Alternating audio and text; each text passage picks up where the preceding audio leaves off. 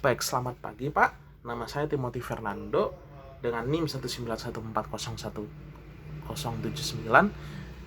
dan hari ini saya ingin menjelaskan tentang artikel Designing a Fantasy Bike-Based Exergame to Foster Physical Activity dari Catherine Pons-Lerde, Michel Galop, Fabian Hall, dan Pierre Lagrague.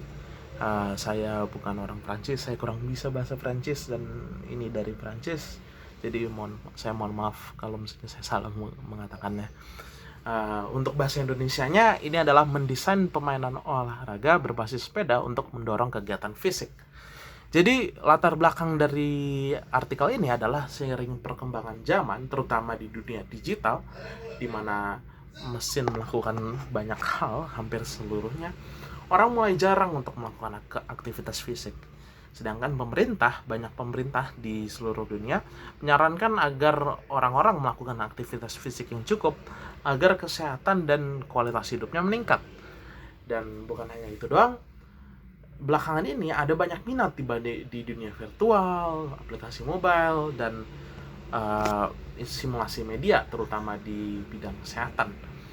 Jadi dari latar belakang ini semualah, tim ini membuat sebuah robot yang dapat dipasangkan ke pedal sepeda biasa, dan mendeteksi gerakan pedal tersebut dan mengubah gerakan itu menjadi masukan atau input kepada suatu permainan atau exergame di komputer. Exergame ini gabungan kata ya dari exercise dan game. Exercise itu ya berarti olahraga, dan game itu permainan. Jadi ini permainan olahraga.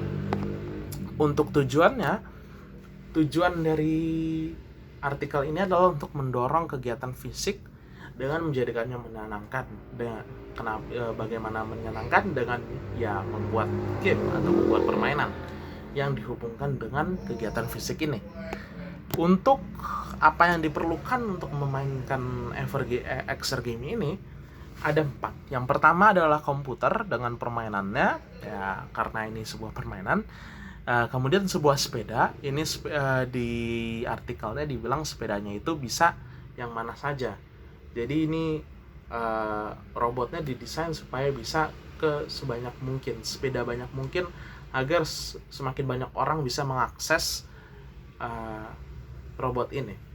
Kemudian ada seorang trainer untuk memasangnya dan menghubungkan macam-macamnya, dan robot pendeteksi pedal sepedanya. Robot ini terdiri dari sebuah Arduino, kemudian sensor inframerah untuk mendeteksi putarannya, dan bagian yang dicetak 3D agar robotnya ini bisa dipasang di pedal sepeda.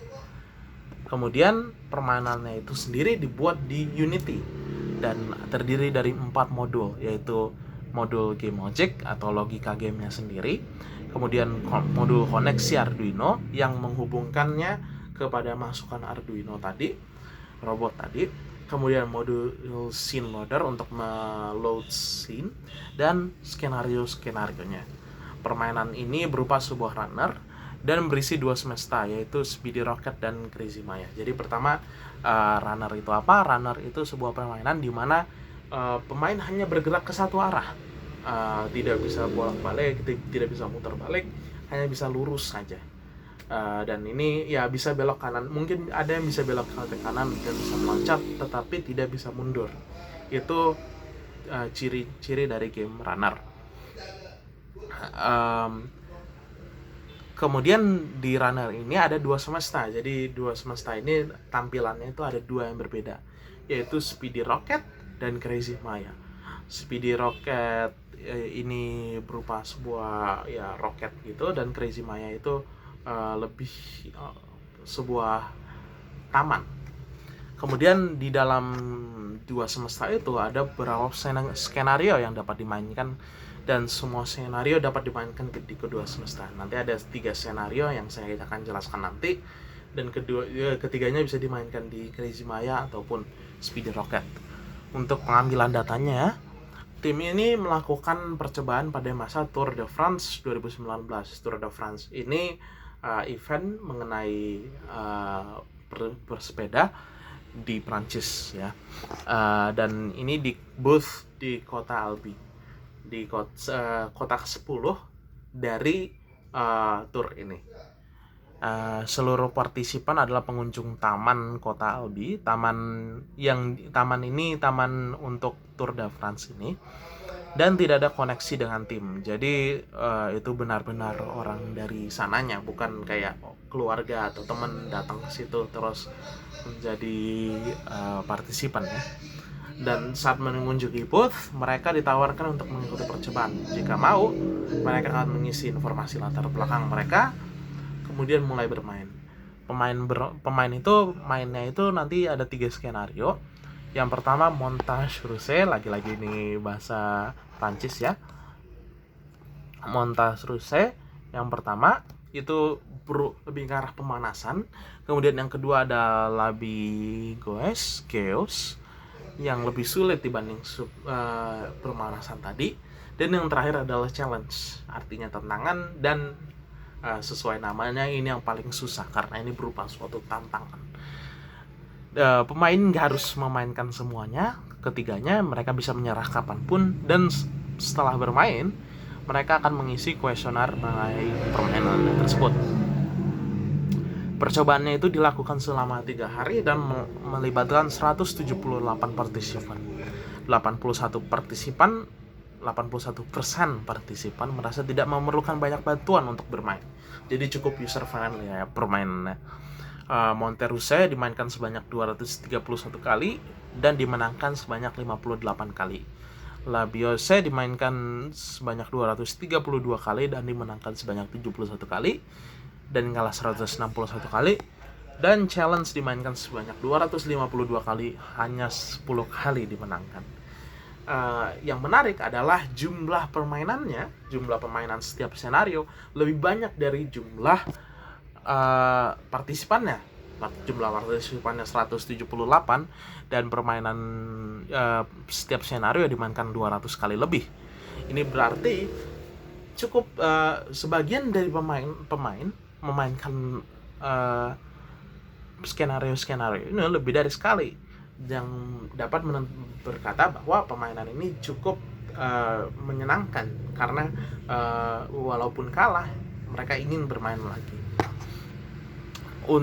Dan sekarang dari seluruh partisipan 57% menjawab setuju dan sangat setuju. Jadi di kuesioner terakhirnya, kuesioner setelah bermain itu ada pertanyaan, dan untuk jawabannya ada 5, yaitu sangat setuju, netral, tidak setuju, sangat tidak setuju. Yang menjawab setuju dan sangat setuju itu 57%. Dari saya ingin memainkan sistem ini saya ingin sering memainkan sistem ini, dibandingkan dengan 18% yang tidak setuju dan sangat tidak setuju, dan 25% netral. Ini itu berarti cukup banyak ya, sebagian besar orang ingin memainkan ini terus menerus. Kemudian 78% berkata bahwa mereka merasa telah berolahraga, jadi ya cukup efektif sebagai panduan olahraga. Dan 67% merasa bahwa mereka bermain permainan, berarti ini cukup mengasihkan lah ya. Dari data-data ini, dan ini data-datanya tidak semua saya berikan karena ada lagi data-data seperti umur dan